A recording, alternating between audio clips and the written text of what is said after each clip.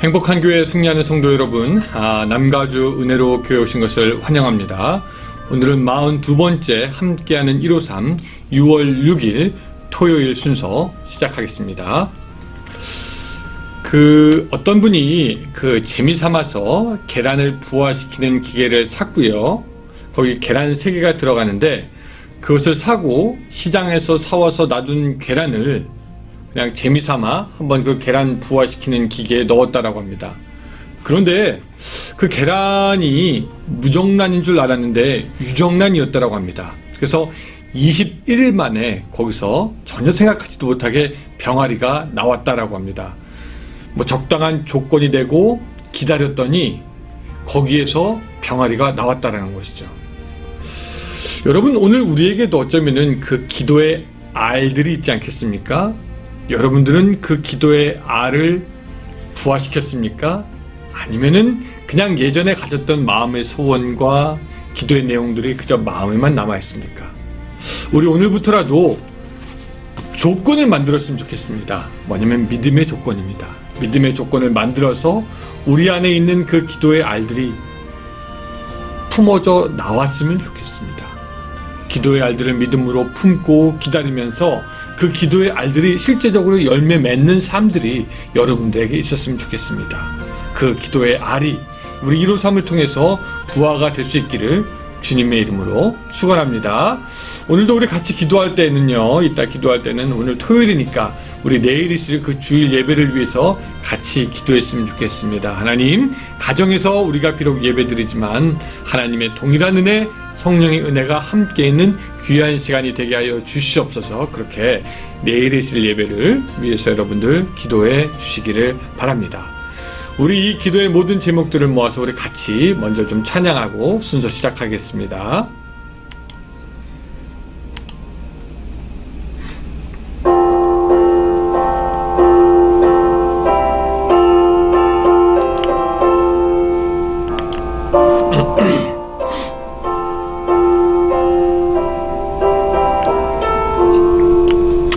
나 이제 주님의 새 생명 얻은 몸, 옛것은 지나고 새 사람이로다. 그 생명 내 안에 강같이 흐르고 그 사람 내게서 해같이 빛난다. 영생을 누리며 주 안에 살리라. 오늘도 내일도 주 함께 살리라. 그 안에 감추인 새 생명 얻으니 이전에 좋던 것 이제는 값없다. 하늘의 은혜와 평화를 맛보니 찬송과 기도로 주 함께 살리라. 영생을 누리며 주 안에 살리라. 오늘도 내일도 주 함께 살리라.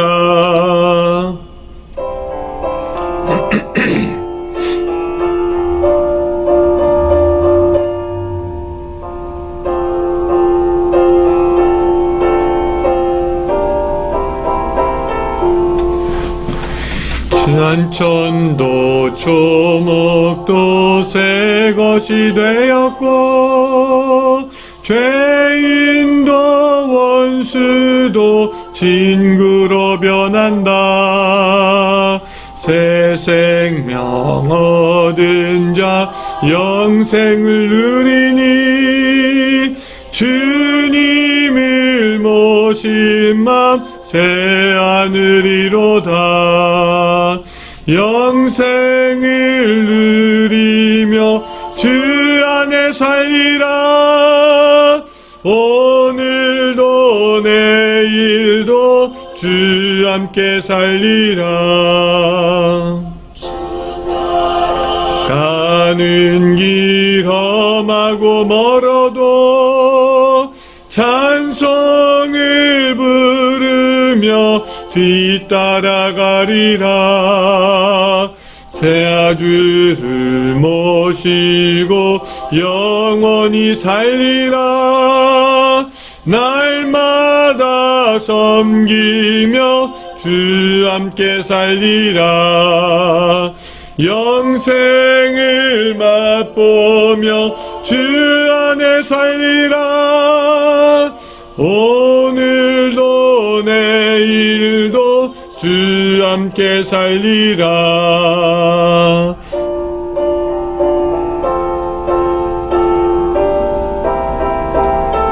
아멘. 아멘. 자, 우리 오늘 말씀 같이 보도록 하겠습니다. 로마서 12장 1절부터 2절까지의 말씀입니다. 아마 여러분들이 다 잘 아는 말씀일 텐데요. 로마서 12장 1절부터 2절까지의 말씀 같이 찾아보겠습니다. 여러분들 성경 갖고 오셨으면 다 같이 찾았으면 좋겠습니다. 자, 제가 읽을 테니까요. 여러분들도 집에서 따라서 읽어주시기 바랍니다. 그러므로 형제들아, 내가 하나님의 모든 자비하심으로 너희를 권하노니 너의 몸을 하나님이 기뻐하시는 거룩한 산 제물로 드리라. 이는 너희에게 드릴 영적 예배니라. 너희는 이 세대를 본받지 말고 오직 마음을 새롭게 함으로 변화를 받아 하나님의 선하시고 기뻐하시고 온전하신 뜻이 무엇인지 분별하도록 하라. 아멘. 자, 오늘은 로마서 12장 1절 2절의 말씀을 가지고 같이 은혜를 좀 나누려고 합니다. 여러분들은 혹시 몇 살 때 미국에 오셨습니까? 저는 34살, 35살 그때쯤에 아마 미국에 온 것 같은데, 한국에서 자라고 배웠으니까 완전히 뭐 한국 사람이죠. 그러다가 미국에 오니까 어색하기도 하고요. 적응할 게 굉장히 많았습니다. 아마 여러분들도 그런 시간이 있었을 줄로 압니다. 뭐 병원이나 관공서 같은 데 가서 오랜 시간 줄을 서서 기다려야 된다는 거, DMB 같은데요. 또 문서 같은 것을 처리하는데 왜 그렇게 시간이 오래 걸리는지, 또 만나면 하이 하고 인사하는 것, 또 뒷사람이 들어오도록 문을 잡아주는 것, 뭐 이런 사소한 것부터 큰 것까지 새롭게 배우고 익혀야 할 문화가 많이 있었습니다. 그러다가 또 잠깐 한국에 방문하게 되면은 한국 가서는 미국에서 익숙해져 있던 문화가 나도 모르게 나오는 것을 보게 됩니다. TV 있지도 않은데 내야 되는 거 아닌가, 뭐 그런 생각을 하게 되기도 하고요. 우리가 어디에 살든지 그 문화에 잘 적응하는 것이 중요합니다. 왜 미국은 한국 같지 않은가? 왜 한국은 미국 같지 않은가? 뭐 그렇게 해봐야 도움이 별로 되지 않고요. 관심을 가져주는 사람도 없고 그저 빨리 새로운 환경에 적응하는 것이 중요합니다. 육의 세계에 살다가 구원을 받고 영의 세계로 넘어온 사람들도 마찬가지죠. 영의 세계에 살려고 하면서 육의 세계에 있었을 때 한 생각, 했던 일, 습관을 가지고 살려면 두 가지 세계가 가치관을 충돌시키기 때문에 오히려 정신이 없습니다. 왜 영의 세계는 육의 세계와 같지 않는가? 육의 세계에서 행하던 것을 영의 세계에서 하면 안 되는가? 이전에 믿던 대로 하나님을 믿으면, 이전에 생활하던 대로 하나님을 믿으면 안 되는가? 이렇게 불평하는 것보다 빨리 영의 세계가 어떤 것인지 알고 거기에 적응하는 것이 지혜로운 것이다라는 거죠. 오늘 이 사도 바울은 죄와 육에 지금까지 살던 사람들이 성결과 영의 세계에 오면서 이제는 그럼 너희가 이렇게 살아야 한다라고 우리에게 말씀하는 것입니다. 자, 그러면은 육의 세계에 살던 사람이 영의 세계로 오면서 두 가지를 우리에게 오늘은 말씀을 좀 하고 싶은데요. 그 중에 첫 번째는 뭐냐면 영적 예배를 드리라는 것입니다. 같이 따라합시다. 영적 예배를 드리라. 오늘 본문은 너희가 드릴 영적 예배니라 라고 하면서 드려야 하는 영적 예배가 있다는 것을 우리에게 말씀하여 주고 있습니다. 그럼 이 영적 예배가 뭐냐? 요거를 제가 아주 간략하게 그냥 두 가지로만 좀 정리를 해보도록 하겠습니다. 이 영적 예배는 첫 번째는 우리가 예배 시간에 진정한 예배를 드린다라는 말입니다. 주님께서 신령과 진정으로 예배를 드리라고 그렇게 했죠. 예. 우리가 하나님께 온 마음을 다해서 영으로 드리는 예배, 진정으로 드려지는 예배, 그것이 영적인 예배고요.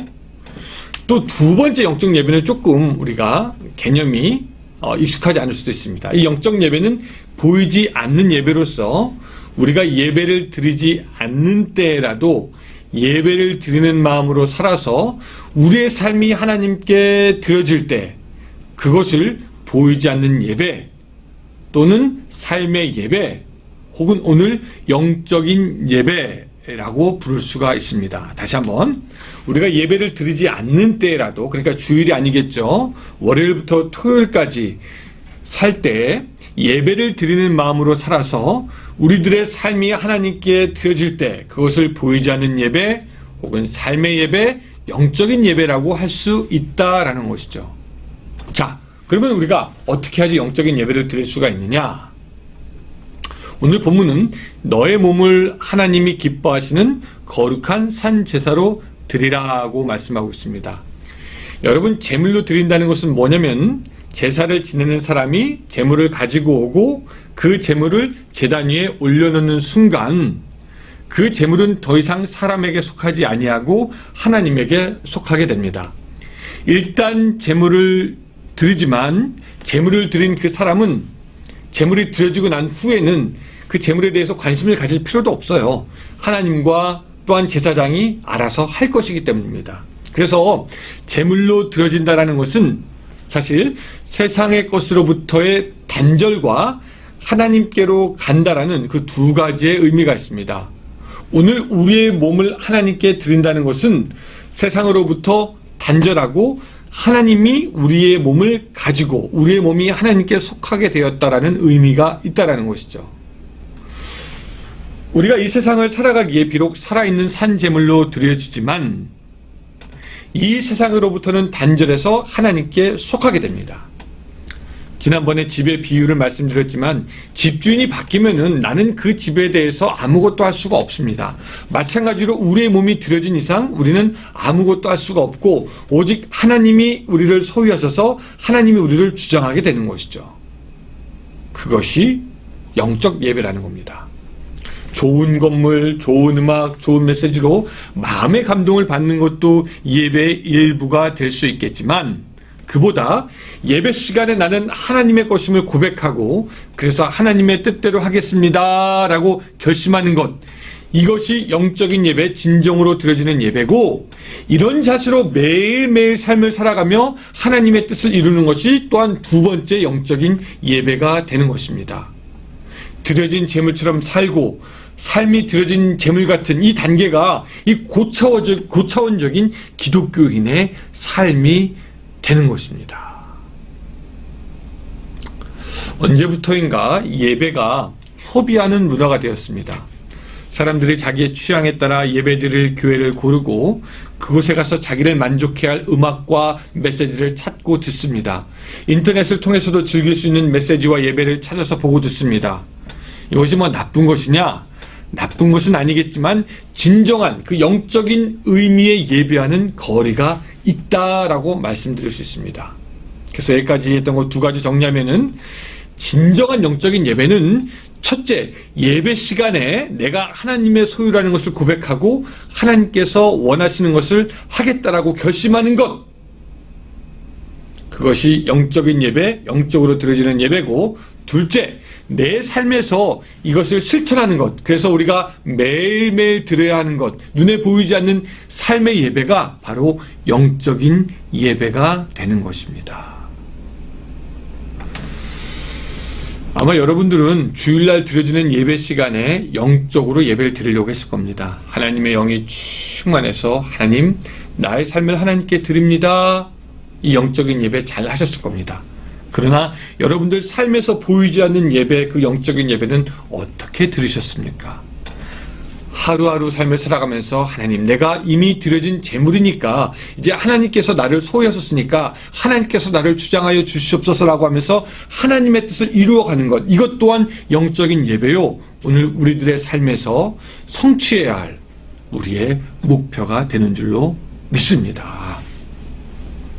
또 두 번째, 영적인 세계를 살기 위해서 우리는 분별해야 됩니다. 첫 번째 영적인 예배를 드렸다면 이제는 분별해야 됩니다. 오늘 2절에서도 말씀하고 있지 않습니까? 하나님의 선하시고 기뻐하시고 온전한 뜻이 무엇인지 분별하라. 하나님이 우리에게 그 사도 바울이나 그 베드로가 했던 어떤 그런 큰 기적들 하는 것을 원하실 수도 있겠지만, 그보다 먼저 하나님은 구원받은 우리들이 하나님의 뜻이 무엇인가 분별하는 것을 원하십니다. 하나님께서 코로나를 주셨다면 왜 주셨는지, 우리는 그것을 어떻게 보아야 하는지, 또한 지금의 사람들이 시위를 하고 또 어떤 사람은 약탈하는 이 시점에서 우리는 이것을 인간의 눈으로 보기도 하지만 또한 하나님께서 우리에게 이것을 통해서 무엇을 말씀하시고자 하나 하나님의 뜻을 분별할 수 있어야 한다는 것입니다. 가끔 사람들하고 얘기하다 보면은요, 가짜 뉴스인데 그대로 믿고 그냥 얘기하는 사람들 보면 굉장히 놀랍니다. 또 어떤 사람들은 자기만의 조급은 생각으로 여러 가지 상황들을 이해하려고 하기도 하고요. 또 어떤 사람들은 이기적인 생각으로 모든 일을 바라보기도 합니다. 근데 우리가 기억할 것은 우리 주위에서 일어나는 그 모든 일들은 하나님의 손에 있고 머리털까지 세시는 하나님께서 이 모든 것을 주관하시고, 그렇기 때문에 우리는 세상의 눈, 경험의 눈, 다른 사람의 눈으로 이 모든 것을 보고 판단하고 분별할 것이 아니라 하나님의 눈으로 하나님의 뜻을 분별하여야 한다라는 것입니다. 사랑하는 여러분, 산에서 길을 잃으면 높은 곳에 올라가서 봐야 한다라고 합니다. 마찬가지로 이 세상에서 무엇을 어떻게 해야 할지 모르고 길을 잃어버렸다면 믿음의 산 위로 올라가야 됩니다. 거기서 내려보고 길을 찾을 수 있어야 됩니다. 하나님의 눈으로 길을 찾을 수 있어야 됩니다. 그 외에는 정답이 없는 것이죠.